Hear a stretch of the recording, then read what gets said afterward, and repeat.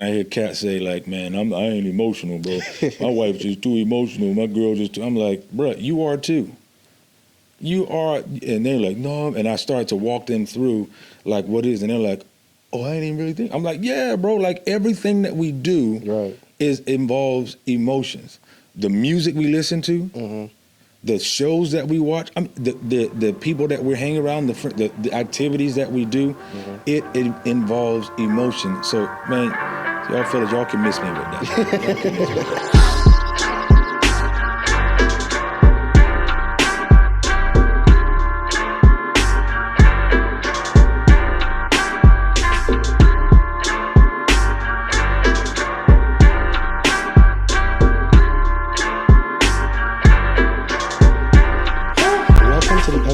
Podcast, if we can have deep conversations about becoming the best man possible. Now, I am joined by a guest who I've not had before, but I'm excited for this episode because we've been diving into the topic about emotions and specifically men's emotions, and I want to bring on a professional to join me in this discussion. But this professional right here is a marriage and family therapist, a mental health counselor, a motivational speaker, and a youth counselor as well. But please welcome Kevin Gibson. How are you? I'm good, man. Thank you so much for having me. I'm excited to be here and join the podcast. Love the work that you're doing, brother. Thank you. I love the work that you're doing as well. I checked out your page, everything. I liked what you do, especially with the counseling session, not the counseling session, but like the group sessions you do with young men as well. Yeah. I saw a couple of that on the page as well. Yeah. I have something on the podcast called a RAQ, a kind of an icebreaker question. Okay, cool. And it's a randomly asked question. You don't know what's going to happen. I got you. Got you. It's a little bit funny. So the question is, you have to spend 24 hours as one animal on Earth. You could either pick a fish of the ocean, a bird in the mountains, a deer in the woods, or a rabbit in the forest. Which one are you going with? Man, that's a good question. Probably a fish in the ocean, but you want one specifically? No, not one. Oh, yeah. Yeah, just a fish in the ocean. Yeah? Yeah, man. Why the fish opposed to the other ones? I think it's because I'm a water person. Oh, yeah? So I'm a water person, and then I think within the ocean, I have more territory to hide. True. Away from danger. True. You know, True. And things of that nature. So you can pretty much go and then see everything. And so, yeah, it's actually a dope question. I actually like that. I never thought about that question, but yeah. But yeah, fish in the ocean. Fish in the ocean. I would say bird in the mountains. Because at least for me, I come from a photography background, so I love like landscapes and all this type of stuff. And, you know, just having the eyesight of like a bird, it's like, you can't really see that. So I kind of like that. Every time I'm on an airplane, I'm always looking out the window, looking out the clouds. That's just me. Yeah, I mean, because at the end of the day, you have that bird's eye view where you can pretty much see a bunch of different angles and different things of that nature. But yeah, it's cool. I do the same thing when I'm on a flight, man. And so when I do get a window seat, I'm able to just look and gaze out and see. It's pretty dope to see what, you know, South Florida looks like at a bird's eye view versus when you get to the ground. Exactly. You know what I mean? Yeah. And I think about the fish one, that would be my second because of like, there's so much that you wouldn't think about like goes on in the sea. Yeah. Like you could only think about it if you're like in there constantly. Yeah. So I'm like, yo, bird one, fish second for sure. Yeah. But how are you doing? Man, I'm good, brother. I'm doing pretty good. It's a wonderful day, man. This week is, like I said earlier, man, this week is going by incredibly fast. Yes. As a matter of fact, not even just the week, but the year, bro. Like we're in March already. And getting ready to be in April. Yes. And we just blinked, and now it's 2026. And then, man, listen, I tell people after March, and when you start getting into April, May, you can forget about it. The year is done now. The year is done. Next thing you know, it's going to be Christmas time. Yeah, man. Yeah, man. And it was always interesting. My father told me when I turned 18, he said, son, the older you get, the faster time is going to go by. And when I was 18, of course, you're like, yeah, whatever, dude. But then, you know, almost 20 years later, it's like, yeah, he wasn't lying, bro. He wasn't lying, for sure. I've had my fair share of like, where did the time go, for sure. I remember my uncle, actually, when I was graduating, when I was getting ready to graduate high school, he was telling me to like, you know, enjoy this moment and savor the moment because I wouldn't get it back. Yeah. And I'm like, that was one of the greatest advice I ever got because I get to like go back into the memory and like remember how good everything at least was at that time. Yeah. Time is one thing you don't get back. Yes. And so, you know, it's interesting too, man. And I tell a lot of people, even my wife and just family members, I tell them, go take that trip. Go enjoy yourself, because at the end of the day, what is it worth that you spent your entire life working and building, and then now you're old and you have no memories to show for it? Mm. And so, being able to, I'm not saying go take your rent money and go to Jamaica. And that would be He's foolish. not saying that, people. He's not saying that. I'm not saying that. But what I am saying is that enjoy the time that God has given you, because you don't get that back. I struggle with that a lot, because I'm like, my ultimate fear, and we get into conversation a bit, is wasting time. Yeah. But because it's like, you go through those moments like, okay, this could have been done using something else. Or I'm like, oh, so when something goes wrong, it's like, okay, what could I have done to like prepare for, or like go through a different, situation whatsoever to avoid a problem. I'm always like caught in almost like analysis paralysis, always trying to be so careful about the time I'm spending. Yeah. And see, when you do that, you're not allowing yourself an opportunity to grow. Right. Because you are putting yourself in a position to be too reserved that you may make a mistake. And when you make a mistake, there's an opportunity for growth. Right. And so I think at the same time too, and then even when you don't make the best decisions, I'm a firm believer in that God doesn't give you more time. He just redeems with the time that you have. Right. Makes sense. And so it's like you take an experience and say, you know what, I learned from that, so now I'm getting ready to redeem the time that I have left. But if you're too caught up in making the wrong decisions, making a decision that people are going to look at you and say you failed, then what you're doing is you're stunning your growth, because what happens is growth, if you go to the gym, growth happens when pain happens. Right. You don't go to the gym and expect to lift weights and then expect you're going to get stronger without any pain or any, shortcomings and things of that nature. So, man, listen, enjoy that time, bro. And if you make a mistake, get back up, keep pushing. Sure. I'm gonna keep my word on. I'm gonna keep myself. I'm gonna hold you accountable to that. Thank you. You can hold me accountable. You can hold me accountable. People can hold me accountable to that. Say that. I'm curious because I've dived a little bit deep. I've touched, dipped my toe into the topic about male emotions on the podcast and XYZ. And I have a bold question to ask you. Okay. Are men afraid of emotions? No. We're not. We're not. So I think that the misconception is that men don't feel deeply. That's not the issue. The issue, because the issue is that we just haven't been trained properly to process our emotions. True. And so the reality of it is when we are scared, when we are upset, whether we feel insecurities, is oftentimes masked as anger, silence, or withdrawing. And that's not, and the reason that is because not we don't feel, it's because we haven't been trained properly to express in a healthy way. Sure. The only emotions that we are comfortable expressing, in a sense, is happiness and anger. But and then when you look at those two emotions, that's why it bothers me when I hear, like if I'm in counseling sessions, when husbands or boyfriends or whatever with their spouse, they're saying, and the wives or the girlfriends are saying, my spouse or my partner is not emotional. I said, really? And I said, oh, really? And then and if he's there, he's like, yeah, I'm more of an analytical thinker, and I'm looking like, so what's your favorite sports team? Oh, the Miami Heat. And what's your favorite football team? Oh, I'm a Dolphins fan. I said, so when you're watching the game, are you just sitting there stoic, and when Tua throws another interception, are you just like, darn it, he threw another one? No, you're expressive. You're like, dude, what the heck is going on? Like when the Heat win, like when Bam scored 83, I'm sure you watching the game and you were going crazy. So we're not void of emotions. We're just not comfortable processing and expressing the ones that are unfamiliar to us. I think I wholeheartedly believe that, but I'm like, I could say that there's a lot of men, like, we justify not showing those emotions. Like you said, silence is one of those things.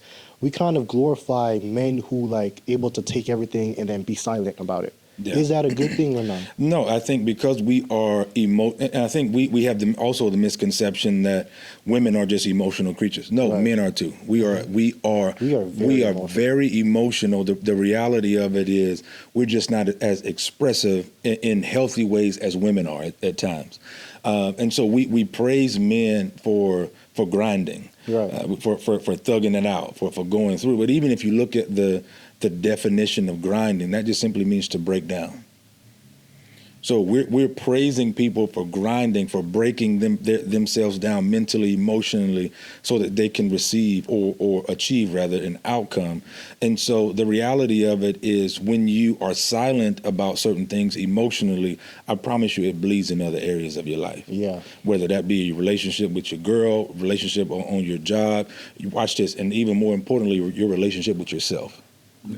True.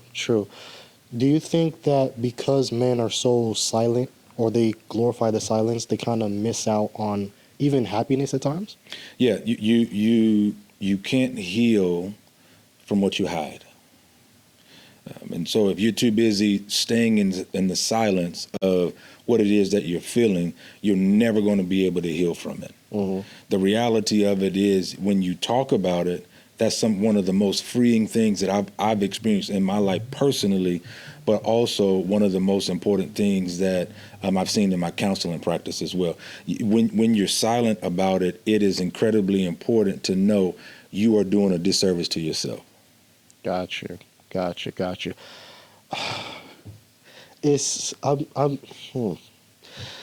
because I would say that although I can say that silence is not a good thing, Yeah. I could always like think back to times where I'm like, okay, there's no need to express it right now. Yeah. And I'm like, okay, almost compartmentalizing it. Mm-hmm. But then I'm like, okay, I forget to reprocess those emotions and stuff like that. Mm-hmm. It's tough to like be in those moments and be like, okay, is this a safe space to express the emotions? And if I or if a man is like, oh, this is not a safe space, they'll be like, okay, my emotions don't matter at the moment. Yeah. It's tough. Yeah. It's tough. You said that we're not trained to like express those emotions, but what happens when almost the expression gets taken advantage of? Yeah. You know, one of the interesting things that I always say is vulnerability, being vulnerable or vulnerability means that you put yourself in a position to be hurt. Right. And that is a scary thing to do, especially as I'm not even going to say men, but since we're talking about men right now, for men to do, because once you violate that trust, Mm-hmm. or once that I don't feel seen or I don't feel that I'm in a safe environment, you can forget about that man being able to open up and be vulnerable again. Well, maybe in a very long time. Because he's like, you know what, I put myself in a position to be hurt. Mm-hmm. And then now that you exploited that, that's why one of the things too, when men are in relationships and their wives or their girlfriends or whatever, they're vulnerable and they take in the heat of an argument and they say the very thing, they use that to their advantage. Mm-hmm. That man shuts down, he goes in silence, and he withdraws. Right. Because now the person that I'm trying to do life with, I no longer feel safe with. So I think you have to use wisdom in regards to not just telling everybody your your traumas, your emotions, because Mm-hmm. everybody's not there to handle your emotions, and so you have to really take time to build that trust. Right. Mm-hmm. I run a men's group called Humble Muscle. We meet on Tuesday mornings at 5 a.m. And when we've been doing this for about 3 years, okay? And so when we first started, jokers were silent. Like, they did not want to open up because they didn't feel safe. But once time went by and then they started sharing little nuggets about things that they were experiencing in their life, right, and nobody used it to their advantage or nobody went back to tell their wives about what Black was saying, you know what I mean? And so it's like, okay, this is a safe environment. Man, now after 3 years, bro, we've developed in an atmosphere where there is nothing that men can't say. So it comes to a point where you have to find an environment where you are safe, and then you can test that safeness as well. You said that, and I was thinking back to one. That's amazing. like the growth of that group that you're describing is amazing. But I also think back to a conversation I had with my aunt, who's an educator, and she asked me like, what does it take to like get men to like open up and be vulnerable? And I said something, and I want to hear your advice on this, Okay. because I said a long time ago, it was a very long time ago, I said that it would take a group of, that's fine, it would take a group of men to be together, no women to be in the vicinity, and it will take like at least one or two men to truly open up for everybody to feel comfortable. Yeah.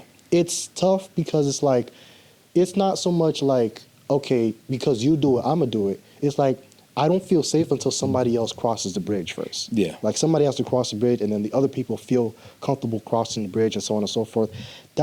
Is that a man thing, or is that just a human thing in general? I think it's a human thing, but more specifically, men look for leaders. They look for, like, if you're in a room for, like, for an example, in the Humble Muscle group that I run, I always lead with vulnerability. Because they'll look and say, if the leader of this group can be vulnerable, then I can too. And so, but if I'm never vulnerable as the leader, then that means that some people are like, well, why would I be vulnerable if he's not vulnerable? Does that make sense? And so you look for people to lead. You look for people to take that first step. You look for people to give direction and guidance. And so now I can put my guard down and say, okay, cool, I feel safe to do it. But you're 100% right. I think it takes somebody to be that leader, to be able to be vulnerable in those moments, to say, you know what, I'm just gonna put it out here. This is what I'm dealing with. This is what I'm feeling. This is what, and then if I sink or swim, oh well. Yeah, it's. How do we get men to say, okay, you should be vulnerable? Because there's a lot of voices on the internet. We're not going to go into those things, but it's there's a lot of things telling men, okay, vulnerability is the last thing you should ever be. Yeah. Like, vulnerability is the last thing you should ever have. You should not be vulnerable. You should only guard yourself, like keep yourself up. Because we glorify the men who could just take all the hits. Yeah. And then just not say anything. Yeah. Like, how do we get men to say, you know what, vulnerable is something I should embrace? Yeah, when you have those groups, man, out there, the what I call the red pill guys, and when they're talking about men are not emotional, we need to. That's just women, yeah, all that kind of stuff. I ain't gonna call no names, but y'all know who it is. But so when they say that, what they're simply mean, when they say stuff like that, underneath that is fear. Right. And so when they have the need to control, like, the narrative in that aspect, it's because they're afraid, bro. And so the goal is not to get men to become more emotional. I want you to hear this. The goal is to get men to become more emotionally intelligent. There we go. So what that just simply means is that it's very, very simplistic, is that men are aware of how they feel and respond appropriately. And so the goal is so that you now are being aware. What emotional intelligence is, you're being aware of your emotions, you own it, and then you act accordingly. Those three things is what makes a man emotionally intelligent. And here's the funny part about emotional intelligence. I was reading this study, this article, maybe about 6 years ago during the pandemic, and they were talking about the successful men in America, the multi-millionaire, billionaire guys, and they said something that was so important, Vlad. They said that the most successful men in the world, it's not about their IQ, which is their intelligence. It's about their EQ, having a high EQ, which is emotional intelligence. That shook me to the core, because I'm like, wait, in school they taught us to make sure that we are smart, we business savvy and all these different things. They were saying that even if you have a high IQ and you have a low EQ, you will not be successful in the business world or just in life in general. And here's why that's important. That's important because how you respond when things don't go your way in business or go your way in the world, and how you deal with it shows how successful you are going to be. How well do you manage stress?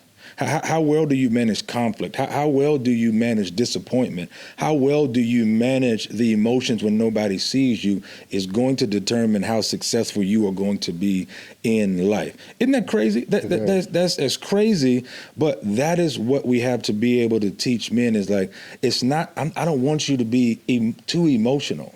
That's not the goal. The goal is for you to be emotionally intelligent, to be aware of that. And one of the best ways to do that is this thing that we have in the therapy world, we call it the feelings wheel. The feelings wheel has maybe about 100 different emotions on there, man.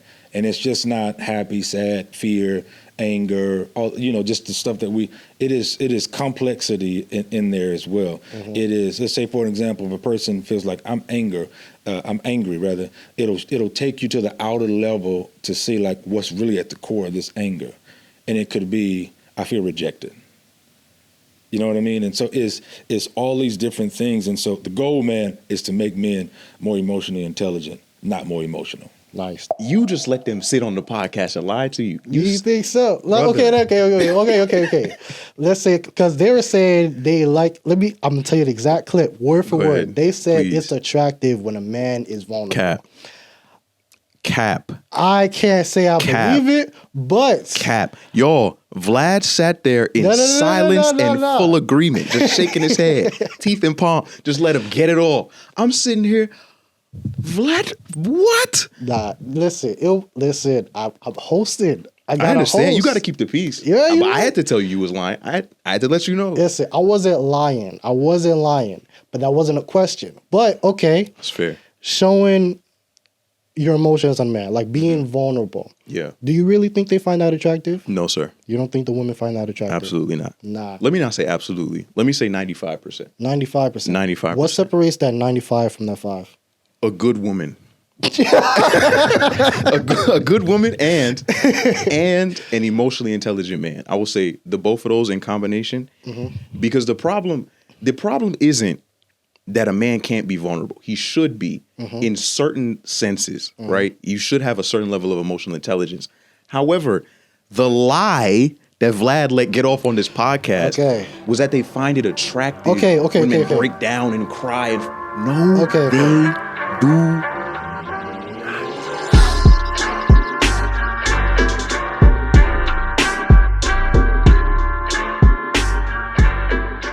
Nicely said. I'm curious because I always think about, or I've been thinking about recently, it's like every man was a young man who was a young boy who was a child. And it's like a lot of the emotions, I won't say just stem from childhood, but it's like we're almost, even myself, afraid to be that child again. Afraid to be that vulnerable because it's like, as a child, you look at them most vulnerable because everybody has a pull, everybody has a say-so. It's difficult because as a man, it's like admitting that somebody has like some type of leverage on you, it's difficult. It's a difficult thing to come to terms with, even to like accepting yourself and then like go on every day accepting. Is it so much that, okay, when you're vulnerable, everybody has a play on you, everybody has a way to take advantage of you? Or it's like when you're emotionally intelligent, people like, it changes how people view or even talk to you? Yeah. I'll tell you this, man. I think that all of our emotional challenges, our emotional struggles stem from childhood. I'm 110% sure of that. And the reason why that is because when we were younger, something happened when we didn't feel safe, where we didn't feel protected, where maybe we were vulnerable and it was shut down. There's a lot of times where I tell parents all the time, when your kids are crying, that is a need for you to have a conversation, not to shut them off. Because what happens, Vlad, is that if a child constantly is crying, instead of you saying, tell me why you're crying, navigate that through like, oh, I'm crying because I'm sad. Why are you sad? Oh, because you didn't give me cookies when I wanted cookies. You gave me green beans. Okay, well, do you understand that green beans, you need to have green beans before you have cookies, and then once you eat the green beans, then I'll be able to. And so you're able to talk them through it instead of, boy, shut up. Girl, shut up. So what they're saying is, when I am my authentic self, being emotional, I get shut down. So what I have to do is put on a facade. Or I'm not, or when I can't be vulnerable, because when I'm vulnerable, expressing who I am truly, then it always gets taken advantage of. So imagine that starting at 3, all the way up until adulthood. Now you're in a relationship, and then now you're in an argument, and you trying to be expressive, and your wife, your girlfriend, or whoever shuts you down. Then it stems back to that childhood, and it triggers you back to that very moment. And so I think, so again, what emotional intelligence does is, I think it takes some time in therapy to be able to figure out those childhood wounds and see how that impacted you emotionally, to be able to say, okay, this is why I respond this way when this happens. This is why I overcompensate with work. This is why I never let anybody get close to me, because I don't want them to feel like they can take advantage of me emotionally. So I think a lot of this stuff stems from, we think it's just who we are, but it stems from how we were raised as a child, bro. I want to touch on something, like even in the relationships points, because a lot of men, their first attempt at relationships comes from middle school and high school and so on. And it's like, it's kids trying to play chess. It is what it is. It's like your kids can be so trusting when they feel like such romance towards each other. And it's like, okay, with men, I haven't had this experience, but I know a good amount of men who are like, they gave their all to the girl they fell in love with in middle school and high school and college, whatsoever, and then they took it and like did whatever with it and like broke their trust. But it's kids trusting kids, and that becomes their basis for God knows what throughout their entire lives, their 20s, their 30s, 40s. And it's tough, because that emotion at that time is like so raw, so intense.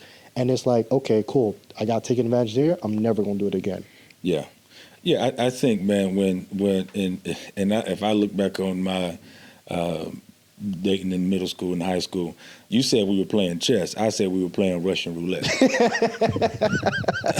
And I say that because, like, we didn't know what the heck we were doing. We were harming each other more than anything. Taking our craziness, our thoughts, and just really trauma dumping on each other. You know what I mean? And then now we've taken all these relationships, and now we become an adult. Then we expect everything to go well when you got two people that are struggling with their trauma, and then we are just trying to navigate and figure that out. That is a recipe for disaster on both ends. Yeah, it's always funny, because it's like people say that men are not emotional. Yeah. But I feel like every single thing goes through emotion. Even like the quote unquote good things. Because I know men who've like bought a whole amount of stuff for like different women that they were involved with in XYZ. I'm like, that comes strictly from emotion. So even that emotional intelligence, it's not just in like, okay, when I feel bad, how do I adapt? How do I control this? When I feel good, how do I control it? Yeah. Because a lot of men, they're like, as soon as they feel so much for a woman, they'll run into a brick wall for her without thinking about anything. Yeah. Strictly off emotions. Yeah. I think you hit that on the head. Every decision we make has some form of emotion in it. I don't care, like you said, whether it's good or whether it's, it makes us sad or indifferent. Everything that we do is evolved with emotion. That's why I said, man, earlier. That's why I always laugh when I hear cats say, like, man, I ain't emotional, bro. My wife's just too emotional. My girl's just too. I'm like, bro, you are too. You are, and they're like, no. And I start to walk them through, like, what is, and they're like, oh, I ain't even really think. I'm like, yeah, bro. Like, everything that we do involves emotions. The music we listen to. The shows that we watch, the people that we're hanging around, the activities that we do, it involves emotion. So, man, y'all fellas, y'all can miss me with that. Y'all can miss me with that. Men are emotional. Yes, sir. It's said right here, man. Yes, sir. It's a good discussion, because I think a lot of men, it's like we try to do that thing. I forget what it's called, but it's like othering. It's like, okay, women are this, men are this. Like, if women are emotional, men not emotional whatsoever. If women are expressive, men not expressive whatsoever. It comes from like trying to self-identify. Okay, if I'm more of a man if I'm not emotional whatsoever. And I feel like that trying to kind of drive for manhood. Is that good or is that bad? As it relates to just like that being polar opposite, like the polar Right. opposite. Yeah, no, I think that because then what that simply means is that women don't know how to think. I need somebody over here. You know who you are. We had this discussion, but yeah, he just said what I wanted to say to you. But yes, That's what, so if it's always either or, then that means when men cry or men get angry, that's not emotional. That means when women are making a decision on an informed decision, that means that they don't know how to like. So the reality of it is that we now let me just say this. Now there is this perspective that says women are more emotional leaning, meaning that they sometimes make decisions more on emotions than men. I'm not going to get into that argument to actually, say. I want to ask, because is it lack of emotion or lack of feeling towards that certain thing? Because I'm like, it's like going to the grocery store, right? I could pass by the candy aisle whatsoever, Yeah. and I don't feel, and I don't have a sweet Yeah. tooth. I could just like not be phased at it whatsoever. But if somebody has a sweet tooth, they're going to be so tempted to go in there whatsoever. It's not so much that I'm healthier. It's just I don't have that proclivity to it. Yeah. I don't have any drive towards Yeah, that. you don't have that desire. But let me walk by the camera section. Yeah. I have to like lock Yeah. my phone, like Yeah. get out the store whatsoever. It's like I don't believe that women are like more emotional Yes, XYZ, sir. but it's like they might feel this. We just simply don't feel it there. Yeah, I think what it is that what our attraction and our desire is where our emotions lie. Right. So again, you said that, articulated that beautifully. The reality of it is your desire is not my desire. My desire is not my wife's desire. So the reality of it is whatever I have a proclivity to is what I'm going to be emotionally attached to. And so again, that's not gender, is human. Right. And so that's what I think in that regard. But yeah, so I think that we compartmentalize too much as it relates to men are this and women are that. Now there is a distinction between men and women. I just want to say that. Yes. But as it relates to the human experience, it's the same. Kevin, this has been well said. Well said. I think we hit the nail on the head about what our emotions are. Should men feel emotions? Are we like that stoicness that we drive for? Yeah. I don't think the stoicness is the problem. I think the path towards the stoicness is like where we need to sharpen our iron towards. What do you think about that? Yeah, I think so too, man. I think the reality of it is if you're not intentional about becoming more emotionally intelligent, you won't. If you think you're just going to fix it on your own without different tools and different resources and different people, you won't. So we have to get away from this individualistic perspective in our culture, thinking that we can deal with it on our own, and that we are these red pill guys and think we can do it by ourselves, and they can't do it by themselves either. So yeah, I think the mindset evolves over time. I think men throughout different times, like let's say the people who are like the Spartans, or like they capitalize on like being able to take down any type of person and not be vulnerable whatsoever. I think these type of mindset, like it gets a new name every generation or such. Yeah. It's something that men just have to deal with. And I think, and you could tell me if I'm right on this, the more we deal with it, the better our spouses, our wives, our children get to live a better life. And I think that should be the goal. Yeah. If you want your children, your wives to have a better relationship with you, this is the goal, emotional intelligence. Yeah, I think if you want to become a better man, you want to become a better father, a better husband, a better friend, a better employee, a better boss, you better learn some emotional intelligence, because if you don't, everybody that's connected to you, you're going to bleed on them. And when you bleed on them, and God forbid if it's your children, now the same thing that your father did to you or lack thereof is now on you. And then because you didn't deal with your emotional trauma, your emotional health, now you're passing this down. So we're passing down emotional trauma, and then we wonder why we're in the predicament that we're in. It's because we're not being intentional about being emotionally intelligent. Awesome. Well said. Please tell them where they can find you. Yeah, you guys can find me on social media, on TikTok, Counseling with Kev, Instagram, Counseling with Kev, and another Instagram page that I have is K_Gibson 704. I do a lot of individual counseling, marriage and family therapy, men's mental health. I run a men's group called Humble Muscle. We meet every Tuesday at 5 a.m., 5 to 6 a.m. If you want the address, you want more information, send me a DM on Instagram, and then we'll be able to make it happen. I just want you to know that men are emotional. Don't let nobody ever tell you otherwise. Awesome. Said. And of course, you guys can find me everywhere, Echo of Lad. Again, you can forget that underscore. Everywhere, Echo of Lad. I will see you guys in the next one. As I say with everything, I wish you all the best. And with the rest, God bless.